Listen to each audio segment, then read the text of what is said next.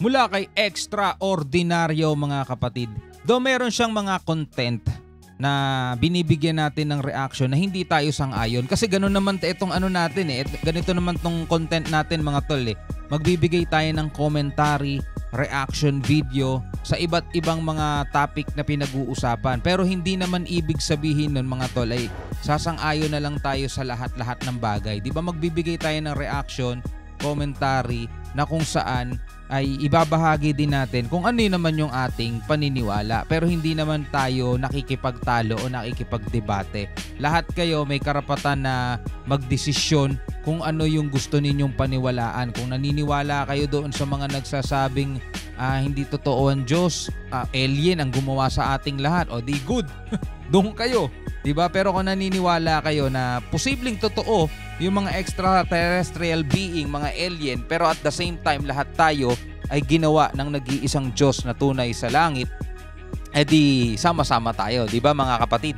So etong videong panonoorin natin mga tol, mula rito kay Extraordinaryo, syempre hinihikayat kita, huwag mo kakalimutan mag-subscribe sa kanyang YouTube channel mga kapatid. Nakalagay po ang link sa ibaba, no? Chariots of the Gods. No? Ang dami nun Gods. Part 3, ang misteryo ng Nazca Lines, Extraordinaryo. So alright mga kapatid, panoorin na natin to.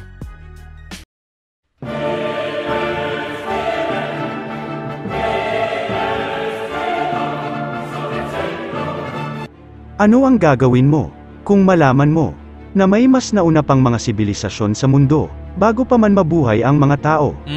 At paano kung malaman mo na may isang misteryosong lugar sa mundo na kayang baguhin ang kasaysayan ng mga tao? Sasabihin mo bang ito ay gawa lamang ng demonyo upang lituhin ang iyong pananampalataya?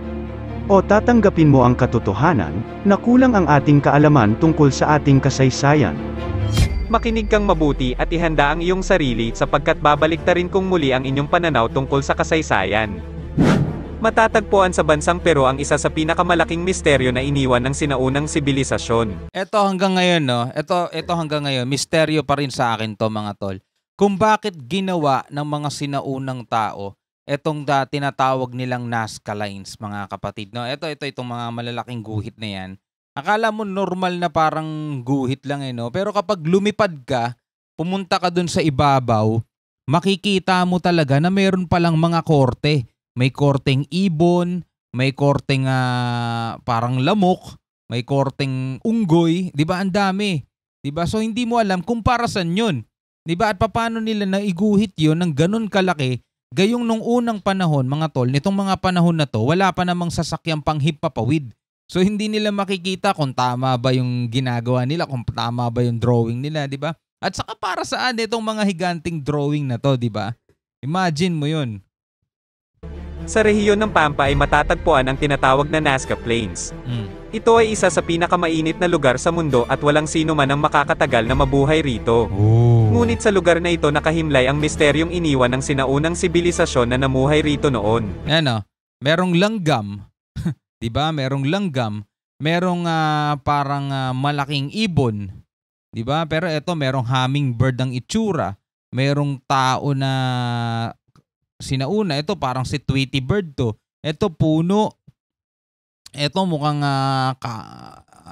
jumping kangaroo. Ito monkey, di ba?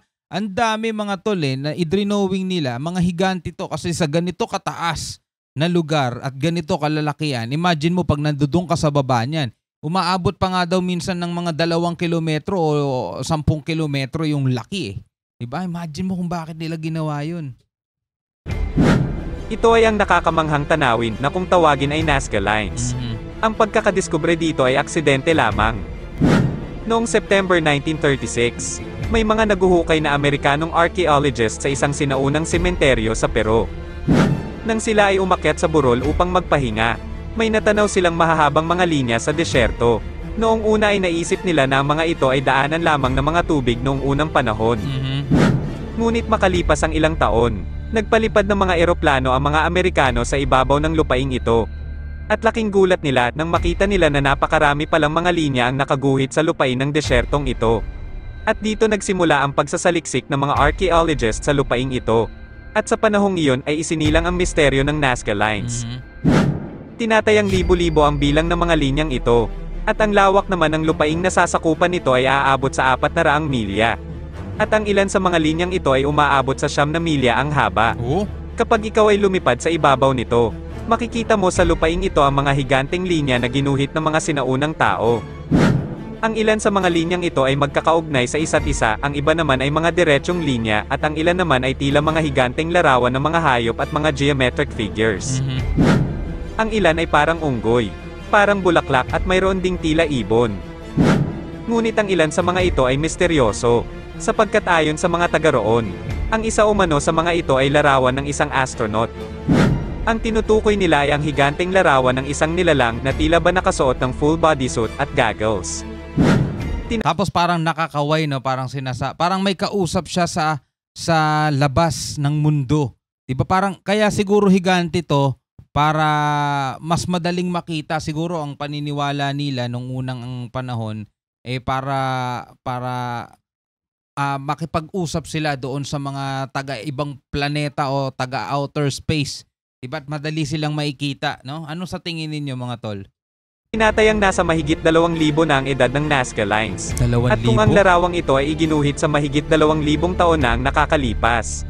Saan nagmula ang kanilang inspirasyon sa imahe ng isang astronaut at bakit sila gagawa ng isang higanteng larawan na makikita lamang kung ikaw ay nasa kalangitan? So kung mahigit 2,000 taon pa to, hindi pa nalalayo doon sa mga panahon pa ng Panginoong Jesus, 'di ba? So hindi pa siya ganun ka sobrang tagal, 'di ba? Hindi pa siya ganun katagal. Tama ba 2,000? Tama, 2,000 taon. Sino kaya ang nilalang na nakita ng mga sinaunang tao noon na may ganitong klaseng kasuotan at itsura? At higit sa lahat, ano kayang mensahe ang nais nilang ipahatid? Hanggang ngayon ay wala pa ring nakakaalam kung sino ang gumawa ng mga misteryosong linyang ito. Ang suspecha ng ilang mga archaeologists ay mula umano ito sa mga Inca na nanirahan sa Peru noon. Inca. Ngunit ayon sa carbon dating at ilang pagtatala, ang ilan sa mga Nazca Lines ay ginawa noon pang 200 BC. 200 taon bago pa isinilang si Jesus. Mas matagal na, oo. Sa madaling salita, kung wala pang mga Inca noon, sino ang gagawa ng mga misteryosong linyang ito? Ayon sa ilang mga archaeologists, ang mga linyang ito ay kalsada ng mga sinaunang Inca. Ngunit kung kalsada ang mga ito, bakit nila ito ilalagay sa isang napakataas na level ng lupa at anong klaseng kalsada naman ang walang patutunguhan kundi puro dead end? Ang German mathematician na nagngangalang Maria Ricci ay nahumaling sa misteryong nakabalot sa Nazca Lines. Siya ay naniniwala na ang mga linyang ito ay nagsisilbing astronomical calendar at may kinalaman ito sa mga konstelasyon ng mga bituin. Inilaan niya ang kanyang buhay upang matuklasan ang lihim na nagkukubli sa mga linyang ito. Ngunit sa kasamaang palad ay hindi ito nagtagumpay sapagkat pumanaw na ito na hindi nadidiskubre ang mga sikreto nito. Sa mga katabing lugar ng Nazca ay may matatagpo ang mga sinaunang sementeryo, mga ritual centers, at religious centers. Isa itong indikasyon na ang Nazca Lines ay may koneksyon sa mga ritual at mga religious activity ng mga taong nakatira sa lugar na ito noong unang panahon. Naniniwala sila na dito kukunin ng mga Diyos ang kanilang mga kaluluwa upang isama ng mga Diyos sa langit. Posible kaya na ang mga Diyos na kanilang tinutukoy ay ang mga alien na bumaba sa mundo noong unang panahon? Alam niyo, mga tol, no, sa mga sinaunang tao o kahit sa panahon natin ngayon, mga tol, meron pa rin namang mga sibilisasyon na nakahiwalay sa atin. Sibilisasyon nga ba talaga tawag doon? Merong mga pangkatin ng mga grupo ng mga tao na nakahiwalay sa atin at napag-iwanan na sila, mga tol. Hanggang ngayon nakahubad pa rin sila. Hanggang ngayon nasa primitibong pamumuhay pa rin sila sa mga isolated islands, namumuhay silang mga ganon. Mga mangmang sila sa mga makabagong kagamitan natin. Kaya pag ikaw ay dumating dun sa kanila at nagpakita ka ng iba't ibang mga bagay na ngayon pa lamang nila nakita, mga advanced o mga high-tech na mga bagay, iba ang tingin nila sa'yo. Baka magmukha ka pang Diyos sa harapan nila, di ba? So kung merong advance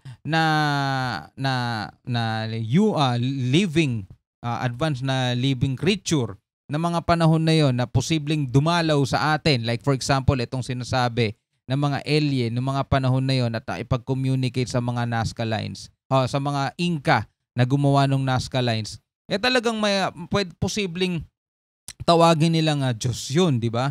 Kasi ano bang malay nila, di ba? Ano bang alam nila, di ba? 'Di ba meron ngang isang pelikula na parang Diyos din ang tawag sa kanya kasi nga kaya niyang gumawa ng apoy sa pamamagitan ng lighter. Ewan ko kung anong palabas yun, kung saan ko ba napanood yun eh. Basta mga gano'n, no?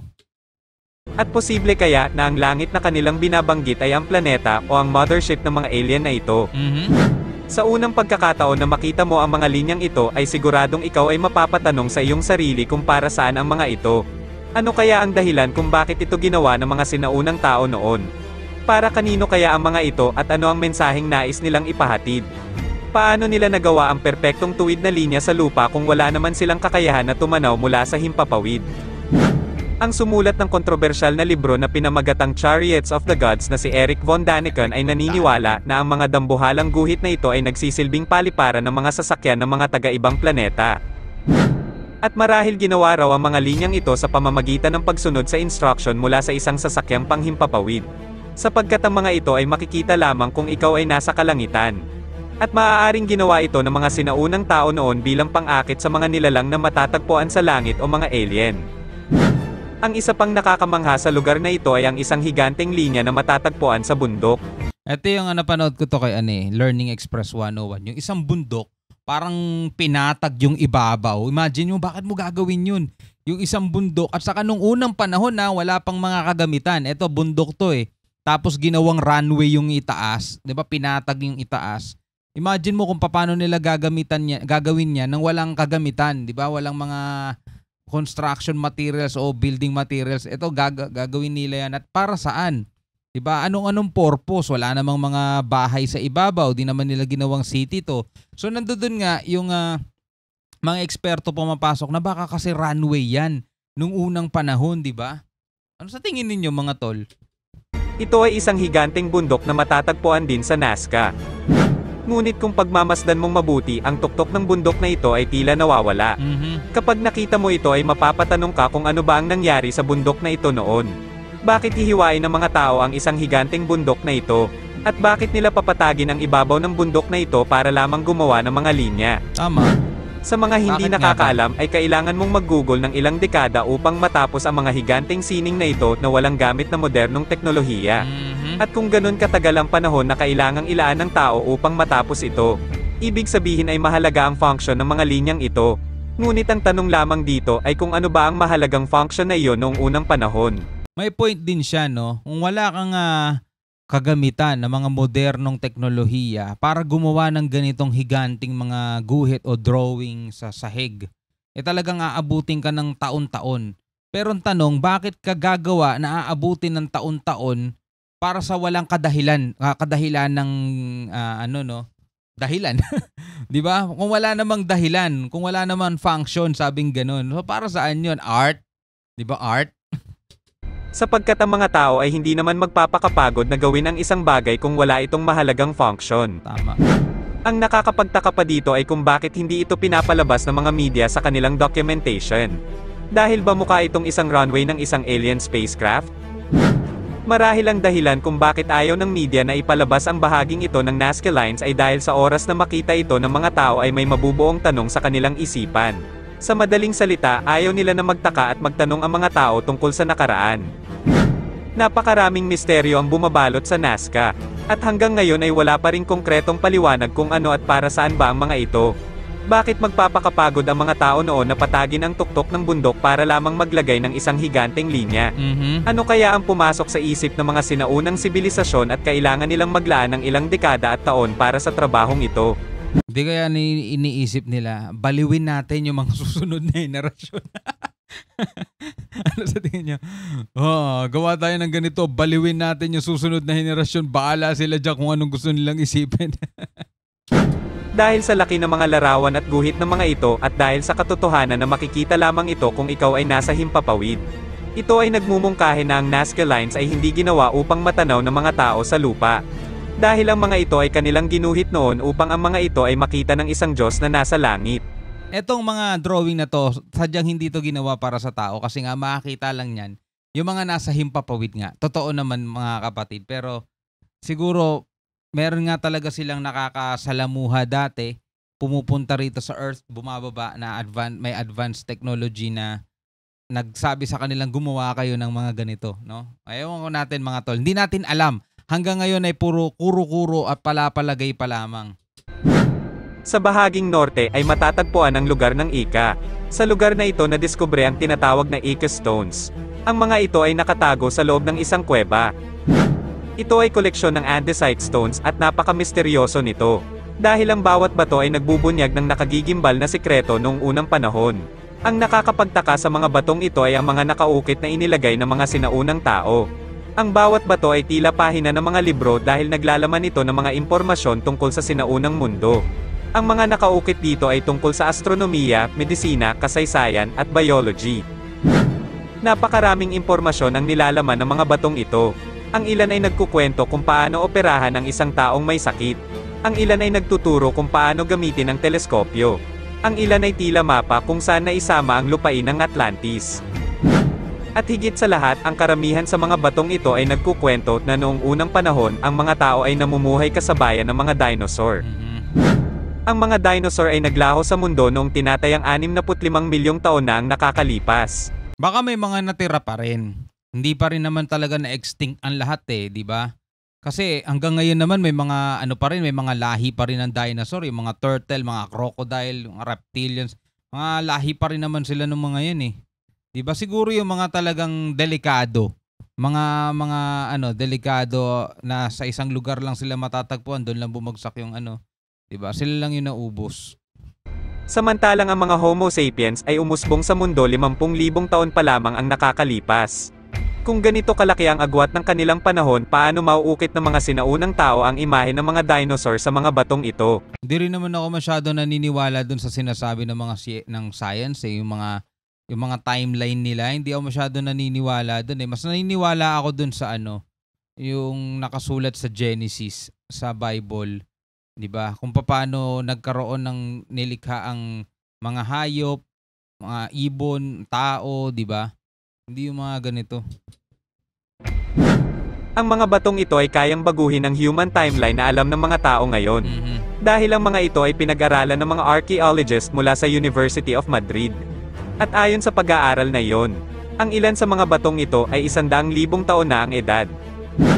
Ano kayang sibilisasyon ang nabuhay sa mundo 100,000 taon na ang nakakalipas? Posible kaya na may mas nauna pa sa Sumerian civilization? At posible ba na sobrang tagal nang naninirahan ng lahi ng mga tao sa planetang ito? O baka naman hindi mga tao ang nabuhay sa mundo noong mga panahong iyon? Ang Nazca Lines at Ica Stones ay nananatili pa ring misteryo hanggang ngayon at ipinapakita ng mga ito na marami pang dapat malaman ng sangkatauhan tungkol sa kanilang pinagmulan. Lagi mong tandaan na ang pagtalakay sa mga usaping humahamon sa ating kaalaman tulad nito ay hindi kabaliwan. Sapagkat ang tunay na kabaliwan ay ang patuloy mong pagkapit sa mali mong pinaniniwalaan kahit na ang mga ebidensya ay inilatag na sa iyong harapan. Ano ang masasabi mo, kaibigan? Same lang din yun no? Same lang din yun sa mga nagsasabing iba na ang kabaliwan ay patuloy mong pagkapit sa iyong pinapaniwalaan kahit na ang ebidensya ay nailantad na, di ba? Ganun din naman dun sa iba Kahit na may ebidensya na totoo ang Diyos, ayaw pa rin nilang maniwala. Diba? Doon pa rin sila, patuloy pa rin sila dun sa pagkapit nila na ang tao daw ay mula sa unggoy, diba? Ano sa tingin niyo mga tol? Pero dito sa Nazca Lines, balik tayo rito sa topic na to. Imaginein mo, bakit nga naman talaga nila ginawa yun? Yung mga bagay na yun, nang walang purpose. Pwede ba talaga walang purpose? Imposible walang purpose yun o walang function nga. Diba? O walang kadahilanan, diba? So comment ka sa baba, ano masasabi mo?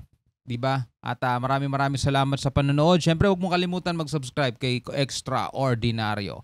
Hanggang sa muli mga kapatid, ako nga pala si Shobal D. Peace out.